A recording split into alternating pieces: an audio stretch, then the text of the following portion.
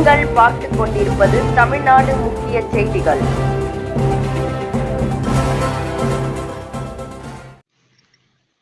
வணக்கம். கொசஸ்தலை ஆற்றில் ஏற்பட்டிருக்கும் வெள்ளப்பெருக்கால் பட்டறை பெரும்புதூர் தரைப்பாலம் மூழ்கியது.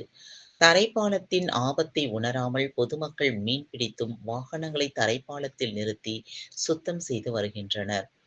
கடந்த 3 நாட்களாக பெய்து வரும் கனமழை காரணமாக ஆந்திர மாநிலம் அம்பம்பள்ளி அணையிலிருந்து திறந்துவிடப்பட்ட உபரி நீராலும், கேசவரம் அணைக்கட்டிலிருந்து திறந்துவிடப்பட்ட உபரி நீர் கொசஸ்தலை ஆற்றில் வெள்ளப்பெருக்கு ஏற்பட்டுள்ளது.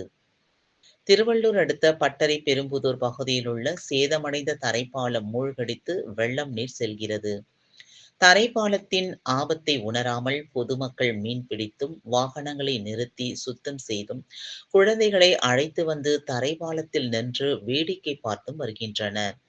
தரைப்பாலத்தின் இரு பகுதியிலும் தடுப்புகள் வைத்து போலீசார் பாதுகாப்பு பணியில் நிறுத்த வேண்டும் என கோரிக்கை எழுந்துள்ளது.